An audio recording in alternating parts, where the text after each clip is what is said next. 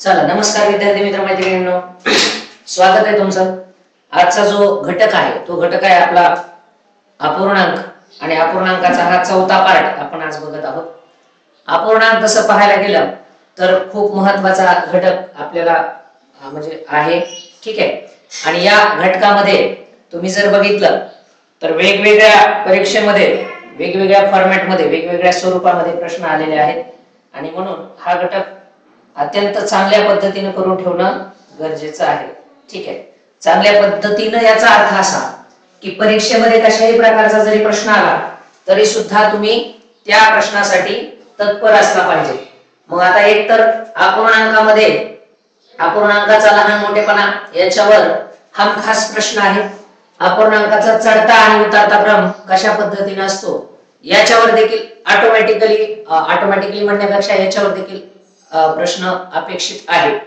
मग आता ज्या घटकावर किंवा ज्या उपघटकावर जसे जसे प्रश्न येतात तसे तसे प्रश्न आणि त्यानुसार तयारी करणं आपलं कर्तव्य आहे किंवा आपण तशा पद्धतीची तयारी करणं गरजेचं आहे, ठीक आहे। मग आता अपूर्णांकाचा जर विचार केला, ठीक आहे, आवाज वगैरे सगळं व्यवस्थित आहे। अपूर्णांकाचा जर विचार केला तर अपूर्णांकाचा काय पॅटर्न आहे किंवा कशा पद्धतीने अपूर्णांक आपण बघत असतो तर ते आहे आता 3 छेदस्थानी 10, 3 छेदस्थानी 10 काही अपूर्णांक असे आहेत सांगतो तुम्हाला मी। त्यानंतर 6 छेदस्थानी 11, 6 छेदस्थानी 11, 6 छेदस्थानी 11 आणि 4 छेदस्थानी 13, 13, 5 छेदस्थानी 9, 4 छेदस्थानी 13। बघा लक्षात घ्या, 4 छेदस्थानी 13 आणि 5 छेदस्थानी 9। प्रश्न विचारताना असं विचारतात की वर जे तुम्हाला 4 अपूर्णांक दिसतात या अपूर्णांकापैकी सगळ्यात मोठा अपूर्णांक कोणता किंवा सगळ्यात छोटा अपूर्णांक कोणता, असा प्रश्न विचारण्याची एक टेंडन्सी तुमच्या लक्षात येत असते, ठीक आहे। मग बघा आता जर अशा पद्धतीचा प्रश्न जर येत असेल तर तुम्हाला काय करावं लागेल, याच्यावर तुम्हाला बारकाईने विचार करावा लागेल कशा पद्धतीने याला सोडवता येईल। इथे 4 छेदस्थानी 10 आहे, याला जर आपण पॉइंट मध्ये जर कन्वर्ट केलं ना तर लगेच लक्षात येतं बघा।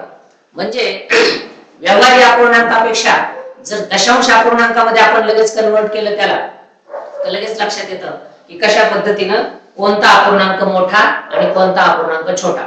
ही सगळ्यात बेस्ट पद्धत आहे की आपण काय करायचं, त्याला दशांश अपूर्णांकामध्ये कन्वर्ट करायचं। म्हणजे मग लक्षात येतं की कोणता अपूर्णांक किती मोठा आहे।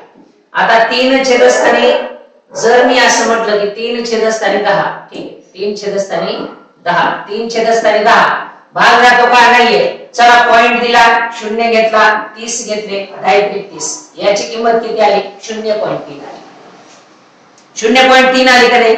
मग दुसऱ्याची किंमत आपल्याला काढायची आहे तशीच, दुसरा अपूर्णांक आहे 6 छेदस्थानी 11, याच्यात सुद्धा आपल्याला ना 11 ही संख्या काय एक मोठी आहे 6 पेक्षा। जर इथं बघितलं तर सर्व संख्यांचे छेद काय आहेत मोठे, म्हणजे या सर्व अपूर्णांक काय आहेत छेदाधिक अपूर्णांक दिसतात तुम्हाला, छेदाधिक अपूर्णांक दिसतात बघा।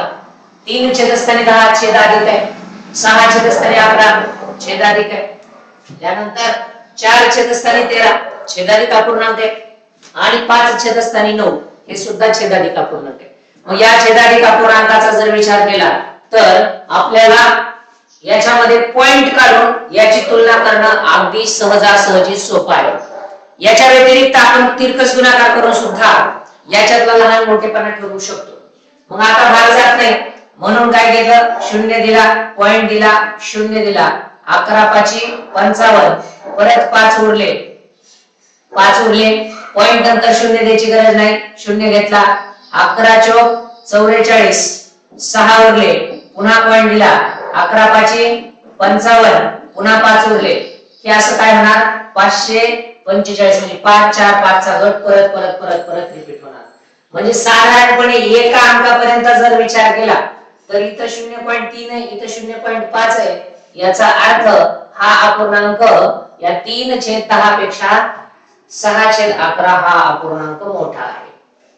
आता बघा 4 छेदस्थानी 13, 4 छेदस्थानी 13 याचा जर विचार केला तर काय होते बघ, आपल्याला काय इथं तुम्हाला लक्षात घ्यायचंय की काय छोटे काय मोठे, ठीक आहे, किंवा कशा पद्धतीने तुम्हाला याचा वापर करता येणार आहे. ठीक आहे, आता याला थोडस इथं ठेवतो याला, म्हणजे ठीक आहे बघा. आता इथे 4 छेदस्थानी 13, 4 छेदस्थानी 13 असताना तुम्हाला काय करायचंय, परत पॉइंट मध्ये द्या. याला जर पॉइंट मध्ये दिला, इथं 4 ने भाग जात नाही म्हणून पॉइंट दिला, 0 पॉइंट दिला. त्याच्यानंतर इथं 0 घेतला. 13 चा पाढा 40 यापर्यंत. 13 त्रिक 39, 13 के 13 13 2 26, 13 त्रिक 39. उरला 1, 10 दिला, पॉइंट जात नाही, त्याच्या पुढे आणखी पॉइंट घेऊ शकता तुम्ही, है ना. 13 पंचे 13 सती 91, 13 सती 91. आता हा इथं आपण 30 असं म्हटलं तरी चालतं बरं, नाहीतर परत तुम्ही म्हणणार की या दोघांपैकी कोणता मोठा कोणता छोटा. तर 13 सती 91. त्यानंतर याची किंमतही तुम्हाला इथे मिळाली की 0.37, 0.37 याची किंमत तुम्हाला मिळालेली. ठीक आहे, याची किंमत किती मिळाली तुम्हाला, याची किंमत मिळाली 0.30, याची किंमत मिळाली 5.45, याची मिळाली 3.7. आता 5 छेदस्थानी 9, 5 छेदस्थानी 9 याला भी आपल्याला तसंच करावं लागेल. 0 दिला, पॉइंट दिला, 50. 9 पाची 45, उरले 5, पुन्हा 9 पाची 45, उरले 5, पुन्हा 9 पाची 45. याची किंमत किती आलेली आहे, 5.555. याची किंमत किती आली, 5.45. याची आली 3, याची आली 3. आता सगळ्यात मोठा कोणता असं जर विचारलं तर तुम्हाला इथं काय दिसतंय, 5 छेदस्थानी 9 हा सगळ्यात मोठा दिसतोय. आणि सगळ्यात छोटा कोणता, 3 छेदस्थानी 10 हा सगळ्यात मोठा तुम्हाला दिसतोय. तुम्ही बघू शकता. ठीक आहे, आता इथं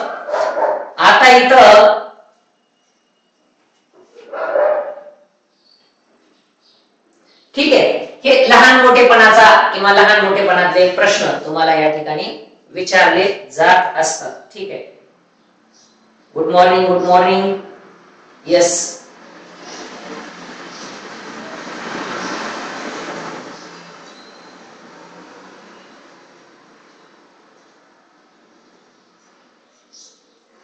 हा.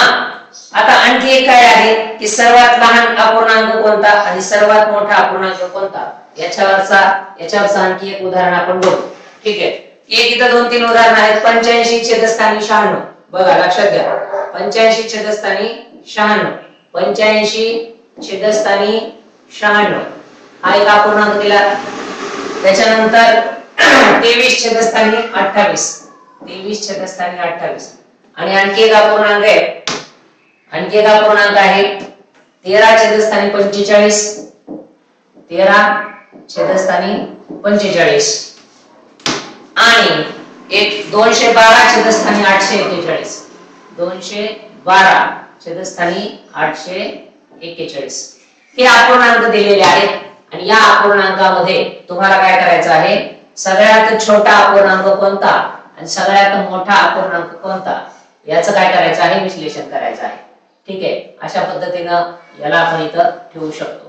ठीक आहे, राईट. तर आता 85 छेदस्थानी 96, 23 छेदस्थानी 28 आणि 13 छेदस्थानी 45, 212 छेदस्थानी 481 अशा पद्धतीचे जे अपूर्णांक आहेत हे अपूर्णांक तुम्हाला इथे दिसतात. यांचा लहान मोठेपणा तुम्हाला काढायचा आहे. यांचा लहान मोठेपणा काढत असताना तुम्ही जर बघितलं तर तुम्हाला मी सांगितलंय की काय करायचंय तुम्हाला. 85 आता ज्या संख्या दिल्या त्या संख्यांना आपल्याला अगोदर दशांश अपूर्णांकामध्ये कन्वर्ट करायचंय. जर दशांश अपूर्णांकामध्ये जर आपण कन्वर्ट केलं तर तुम्ही बघताय 85 ला जर आपण छेदामध्ये 96 दिले, ठीक आहे, 85 ला छेदामध्ये 96 म्हणजे अगोदर तर आपल्याला याला काय करावं लागेल, छेदामध्ये म्हणजे 0. आता 96 भाग जात नाही 88. ठीक आहे, तर याची किंमत किती आली, 0.88.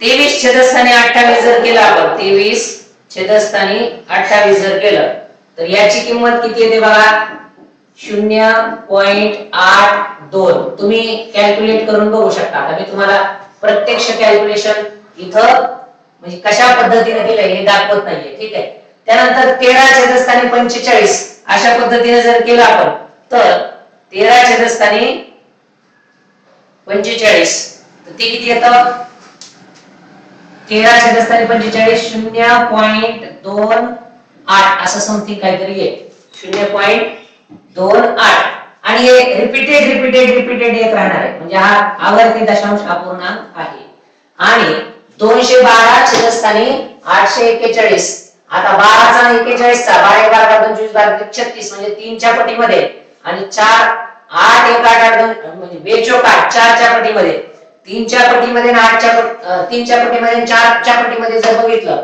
तर 212 भागिले 841 जर आपण केलं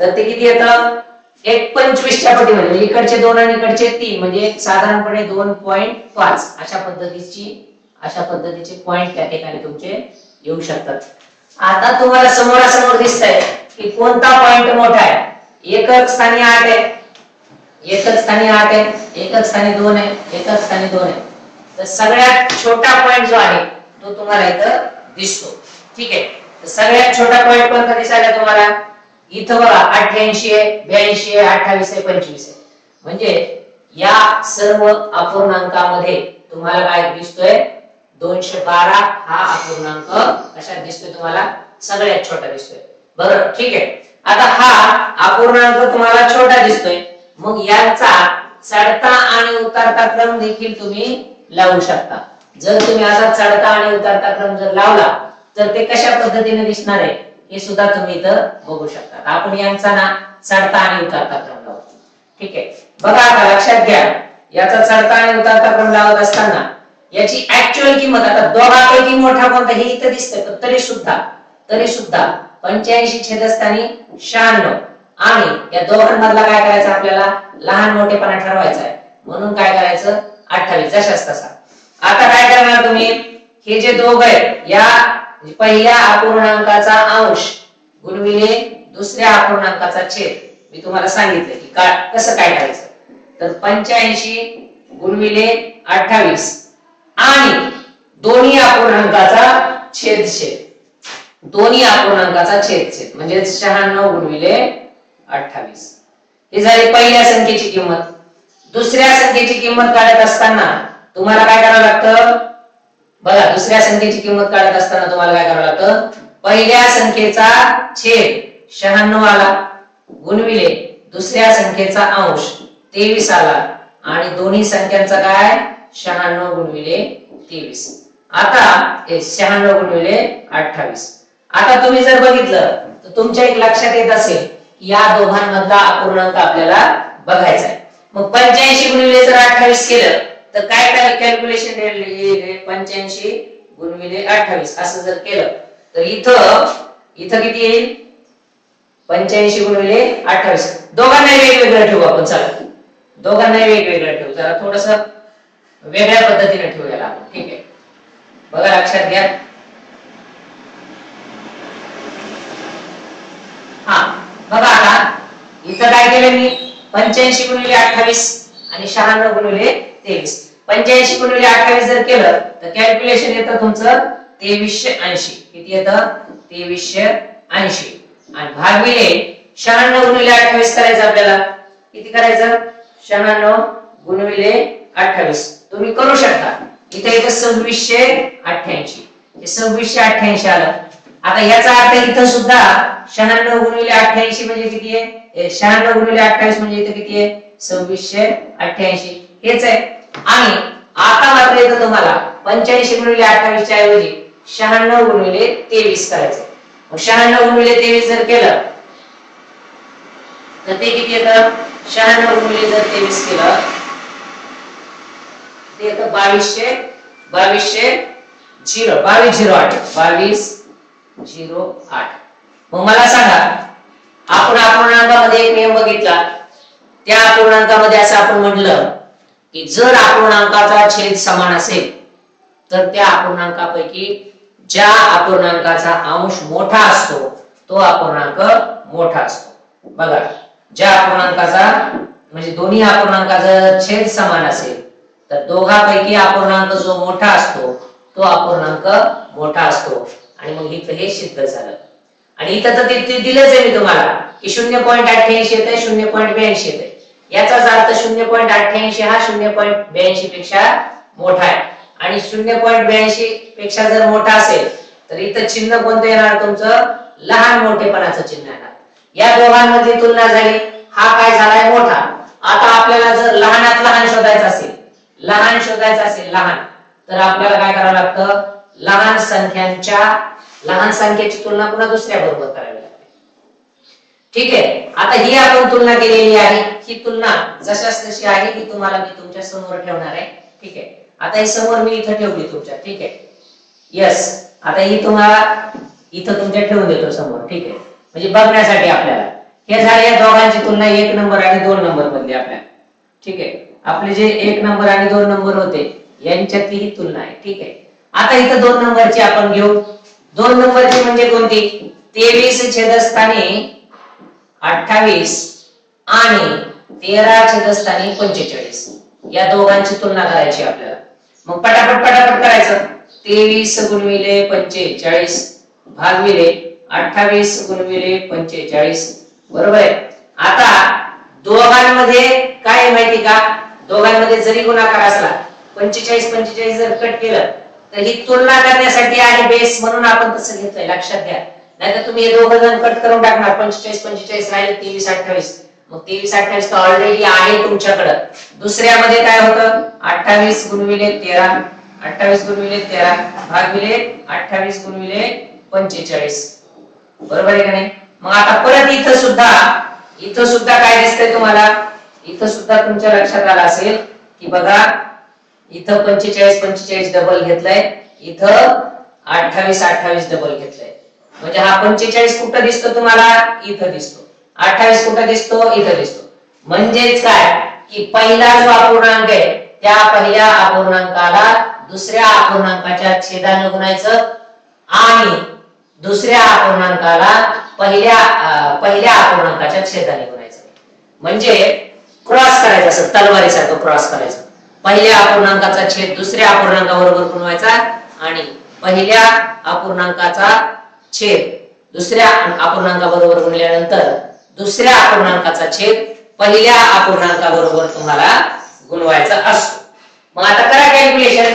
बघा 23 गुणिले 45 जर आपण केले तर 23 45 किती येतं? 1035 येतं. 1035 आलं. ठीक आहे. आणि 28 गुणिले 45 23 गुणिले 45 हे 1000 किती येतं?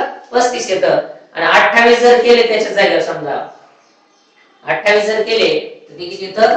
1260 येतं. 1260. मग आता दुसऱ्या केस मध्ये सुद्धा 1260 कायम राहणार आहे. कारण इथं बघा 2845 या 28 गुणिले 45 त्यानंतर जर आकडा आहे तो 28 गुणिले 13 आहे. बरोबर आहे का नाही? 28 गुणिले 13 जो आहे तो. ठीक आहे. मग 28 गुणिले 13. आता मला सांगा 28 10 केलं तर किती येणार? 28 10 210 बरोबर आहे का नाही? 210 आणि 28 10 210 आणि 28 54 210 आणि 54 264 264 म्हणजे 28 280 होतं ना. 280 मध्ये 54 आणि 10 म्हणजे 364. इथे किती आलं? 364.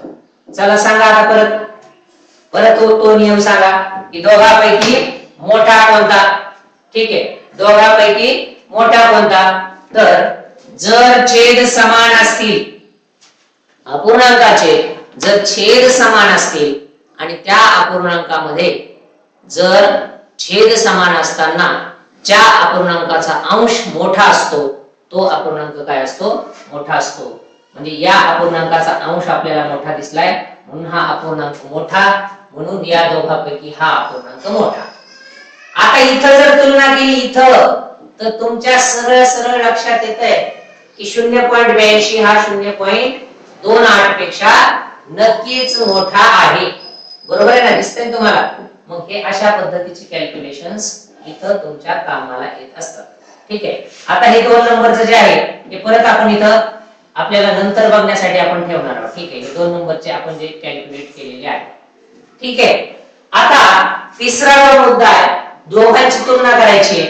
मग आता तुलना कोणाकोणाची करायची परत, तर 13 छेदस्थानी 45 तुलना करायची आहे 212 छेदस्थानी 841.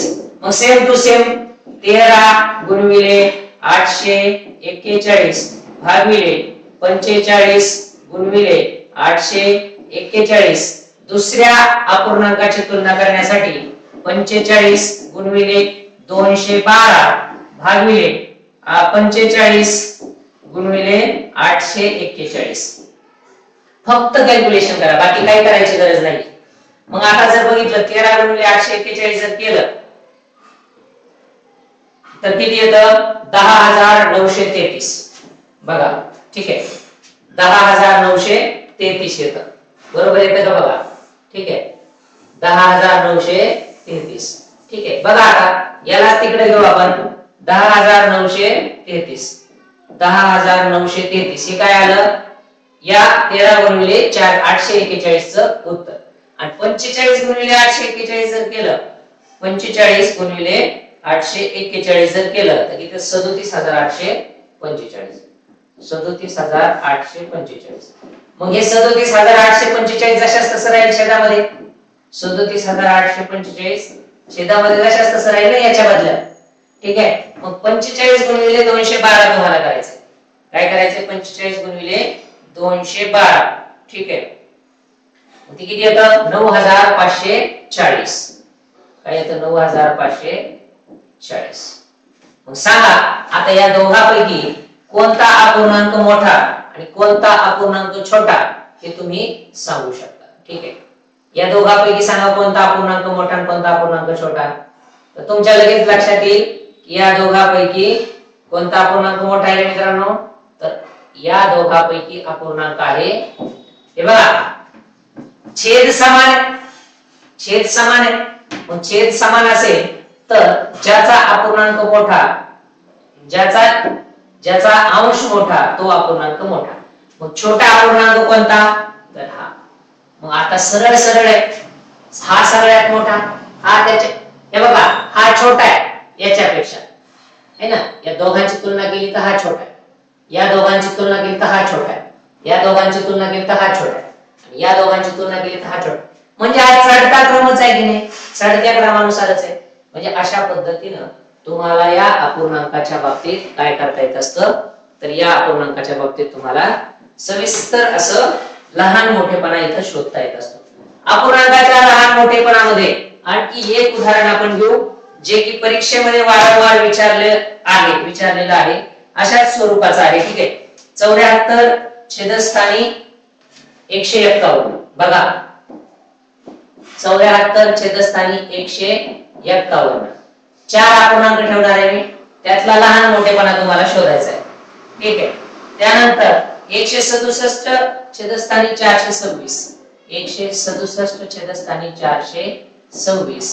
आणि त्यानंतरचा अपूर्णांक तुमच्या समोर 334 भागिले 537.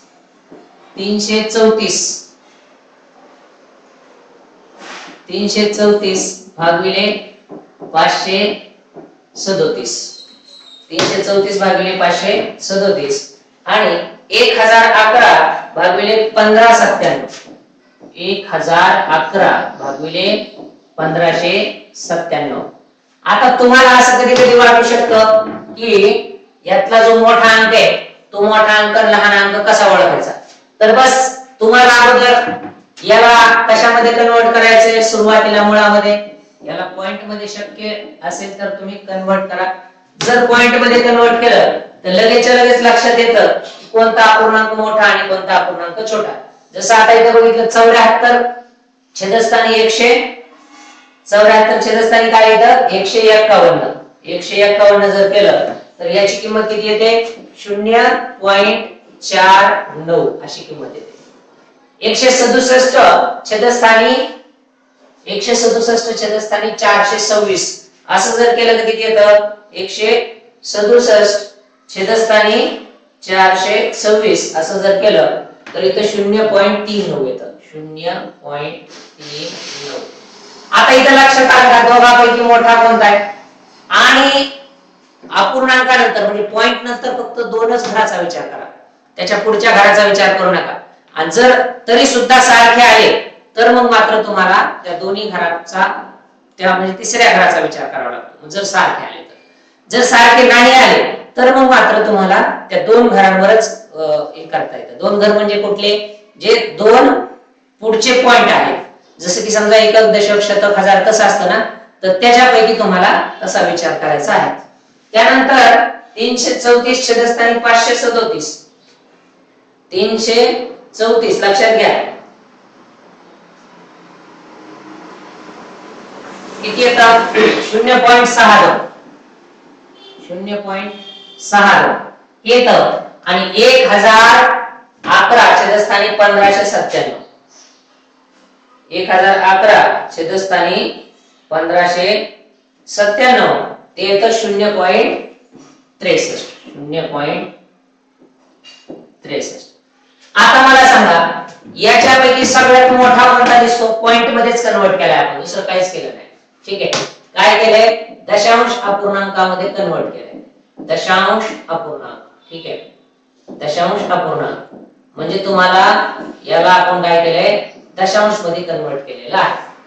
ठीक आहे, पूर्णांक युक्त अपूर्णांकामध्ये हा अपूर्णांक कन्वर्ट होणार नाही. कारण का? तर हा आहे छेदाधिक अपूर्णांक.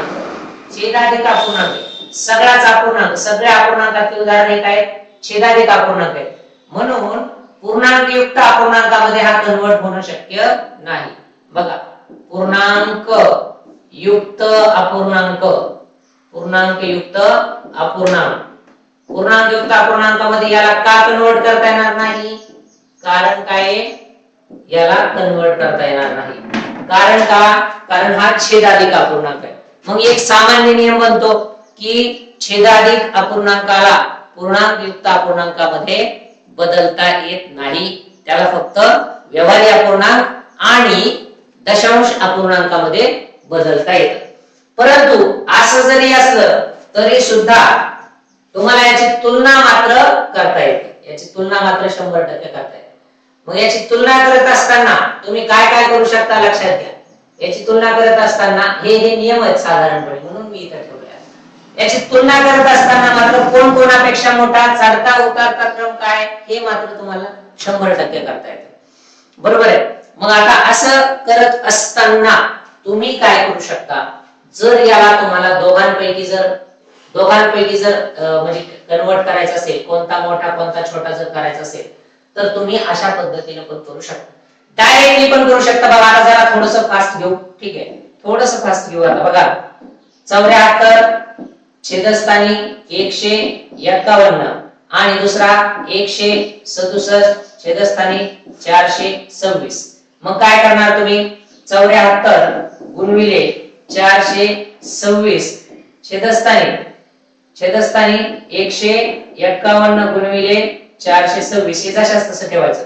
आणि दोघांचं पुन्हा दोघांचा विचार केला तर दुसरी गोष्ट काय होणार? 151 गुणिले 167 छेदस्थानी 426 गुणिले 151. याला मागे पुढे मागे घेतलं तरी चालतं. ठीक आहे, आपण काटाकाटी करून बघायचं की एकदा काय होतं ते एकदा बघूया आपण. असं जर केलं तर काय होईल? बघा 126 ला 126 गेलं, 126 ला 126 गेलं. ठीक आहे, मग आता प्युअर काय होणार? 167 ला 151 ला 151 गेलं. म्हणजेच काय होणार आहे? बघा इकडे बघा 426 ला 426 गेलं. 74 छेदस्थानी 51 म्हणजे याचं मूळच राहिला. बरोबर आहे का? मूळ अपूर्णांक जशास तसा राहिला. इकडे सुद्धा 151 गेलं, 151 गेलं म्हणजे मूळ अपूर्णांक राहिला. म्हणजेच काय? तर एकच लक्षात घ्या, जो मूळ अपूर्णांक आहे ना त्या अपूर्णांकाच्या ज्याच्या सोबत तुलना करायची आहे त्याचा जो छेद आहे त्या छेदाबरोबर काय करायचं? आपल्याला गुणाकार करायचा. बरोबर आहे, त्या छेदाबरोबर आपल्याला गुणाकार करायचा, बाकी दुसरं काहीच करायचं नाही. आणि छेदामध्ये गुणाकार करत असताना छेदासोबत सुद्धा करायचं, नुसत्या अंशाबरोबर करून चालणार नाही. म्हणजे पहिल्या अपूर्णांकाची तुलना करत असताना दुसऱ्या अपूर्णांकाचा छेद घेऊन दोघांबरोबर त्याचा काय करायचा, गुणाकार करायचा. ठीक आहे, म्हणजे त्याचा लहान मोठेपणा तुम्हाला सांगता येत असतो. हे इतकं सोपं स्वच्छ आहे, याच्यामध्ये काही कन्फ्युजन नाही. मग सगळ्यात मोठा अपूर्णांक कोणता असा जर प्रश्न विचारला, सगळ्यात मोठा अपूर्णांक कोणता दिसतो तुम्हाला इथं, तर सगळ्यात अपूर्णांक मोठा दिसतो 0.63 हा अपूर्णांक मोठा दिसतो. ठीक आहे, त्यानंतर हे अपूर्णांक मोठा अपूर्णांक छोटा हे आहे. आता काही वेळा कशा पद्धतीने दिलेलं असतं बघा, टक्केवारी दिलेली असते आणि टक्केवारीचं रूपांतर तुम्हाला अपूर्णांकात करायचं असतं. जसं आता दिले तुम्हाला 64%, या 64%चं रूपांतर तुम्हाला अपूर्णांकामध्ये करायचं. ठीक आहे, तर मग 64%चं अपूर्णांकामध्ये रूपांतर करत असताना 64%चं रूपांतर अपूर्णांकामध्ये करत असताना ऑप्शन दिलेले आहेत बघा. ऑप्शन मध्ये दिले 31 छेदस्थानी 17. ठीक आहे, 31 छेदस्थानी 12 छेदस्थानी 25. ठीक आहे, 64% त्याचं काय दिलंय तुम्हाला बघा, 12 छेदस्थानी 25. 12 छेदस्थानी 25. 2 नंबरचं ऑप्शन, 2 नंबरच्या ऑप्शन मध्ये आहे 17 छेदस्थानी 25. 17 छेदस्थानी 25. त्यानंतर 3 नंबरचं ऑप्शन, या 3 नंबरच्या ऑप्शन मध्ये 16 छेदस्थानी 5. 16 छेदस्थानी 5. आणि 4 नंबरच्या ऑप्शन मध्ये दिले तुम्हाला 16 छेदस्थानी 25. 16 छेदस्थानी 25. आता हे 64% आहेत, या 64%चं रूपांतर तुम्हाला अपूर्णांकामध्ये करायचं. ठीक आहे, आता मला सांगा, जर तुम्ही याची तुलना, हे टक्केचं चिन्ह म्हणजेच काय असतं, 100 असतं, गुणिले 100 असतं. म्हणजे याची तुलना 64 बरोबर झाली पाहिजे. चला आता याला सुद्धा आपण काय करू, पॉइंट मध्ये अगोदर कन्वर्ट करून घेऊ, म्हणजे तुमच्या लक्षात येईल. 12 छेदस्थानी 25 जर केलं, 12 छेदस्थानी 25 असं जर केलं तुम्ही, तर किती येतं, 0.48 येतं. हेच आहे, बाकी दुसरं काही नाही बघा. 0.48 0.48 म्हणजे 48% लक्षात घ्या. 16 छेदस्थानी 5 जर केलं तुम्ही, किती केलं, 16 छेदस्थानी 5 जर केलं, तर याचं उत्तर येतं 3.5. 3.5 येतं बघा, 3.5 येतं. 3.2 येईल, 5 नाही. ठीक आहे, काय येईल, 3.2 येईल.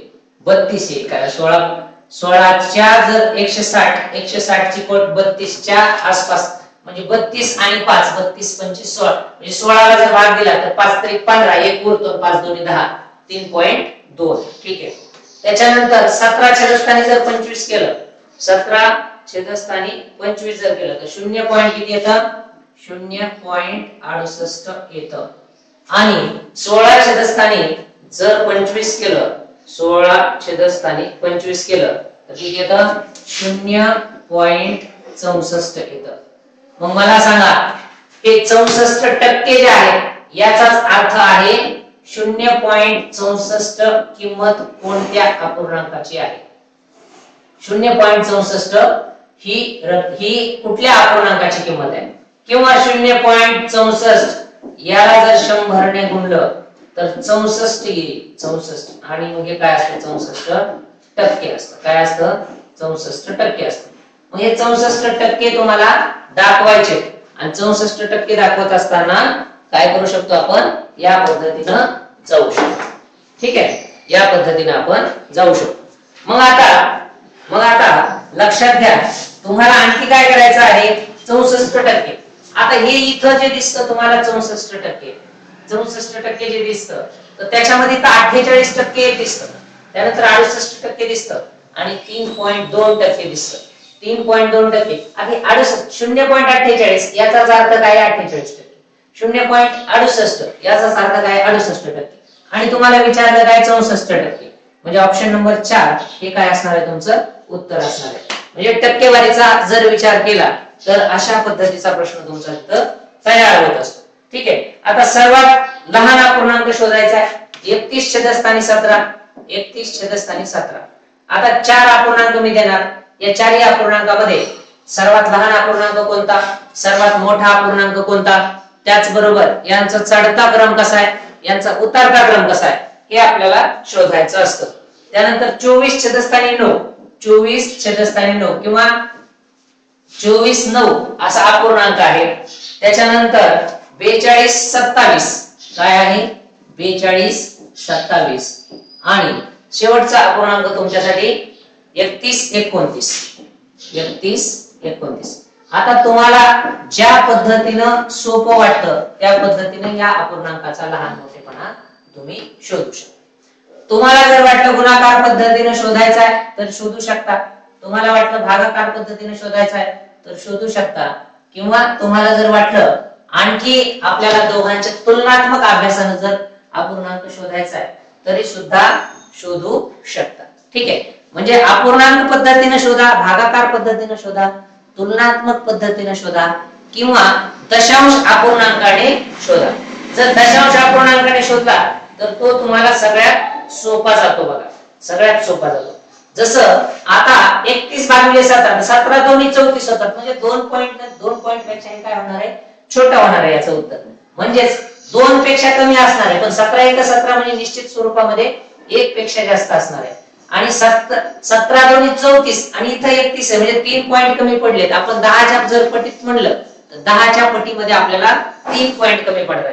3 पॉइंट कमी पडतात याचा अर्थ 3 पॉइंट कमी पडतात याचा अर्थ 2च्या पुढे नाही आणि 1 पेक्षा जास्त, म्हणजे 2च्या पुढे नाही म्हणजे 8 असू शकतं. आणि मग त्याचं उत्तर येतं 1.8. बघा याचं उत्तर काय, 1.8. म्हणजे डायरेक्ट दशांश अपूर्णांकामध्ये कन्वर्ट केलं. 24 छेदस्थानी 9 असं जर आपण बघितलं, 24 छेदस्थानी 9, तर तसंच पुन्हा 9चा 27 पर्यंत आणि मग याचं उत्तर किती येतं तुमचं 2.6 येतं, 2.6 येतं. आणि 42 छेदस्थानी 27, 42 छेदस्थानी 27 जर आपण केलं, 42 छेदस्थानी 27, 42 छेदस्थानी 27 यस आहे. बघा याला आपल्याला कशात कन्वर्ट करायचंय, दशांश अपूर्णांकामध्ये कन्वर्ट करायचंय. याला दशांश अपूर्णांकामध्ये जर आपण कन्वर्ट केलं तर ते किती येतं 1.5. आता याच्या पुढे 5 5 5 समथिंग असं काहीतरी येणार आहे. आणि 31 छेदस्थानी 31 छेदस्थानी किती आहे 29 आहे. 31 छेदस्थानी 29 आहे. तर याचं किती येतं मग 1.06 असं काहीतरी. मग आपण याला असं म्हणू शकतो, याला 1 0 दिला, याला 1 0 दिला, याला 1 0 दिला, याला तर ऑलरेडी 2 आहेतच. आता सांगा या सगळ्यापैकी मोठा अपूर्णांक कोणता दिसतो तुम्हाला, तर हा सगळ्यात मोठा अपूर्णांक दिसतो. आणि सगळ्यात छोटा अपूर्णांक कोणता दिसतो, तर सगळ्यात छोटा अपूर्णांक हा दिसतो. म्हणजे हा 1 नंबरला छोट्यात छोटा, याच्यापेक्षा थोडासा मोठा हा आहे, त्याच्यानंतर 3 नंबरला मोठा हा आणि 4 नंबरला मोठा हा आहे. ठीक आहे, तर अशा स्वरूपामध्ये आपल्याला अपूर्णांक बघता येत असतात. अपूर्णांकाची बेरीज, अपूर्णांकाची वजाबाकी, अपूर्णांकाचा गुणाकार, भागाकार, त्याचबरोबर अपूर्णांकाचा लहान मोठेपणा, अपूर्णांकामधली टक्केवारी, हे सगळे घटक परीक्षेमध्ये अगदी मागच्या 10 वर्षापासून सारखे आणि वारंवार येत आहेत. त्याच्यामुळं याला तुम्हाला अगदी बारकाईने याचा अभ्यास करणं गरजेचं आहे. कारण याच्यावर किमान 2 ते 3 प्रश्न परीक्षेमध्ये असतात, म्हणजे असतातच. येणाऱ्या कालावधीमध्ये जर तुम्हाला शिक्षक व्हायचं असेल तर ही परीक्षा तुम्हाला पास होणं अतिशय मस्ट आहे.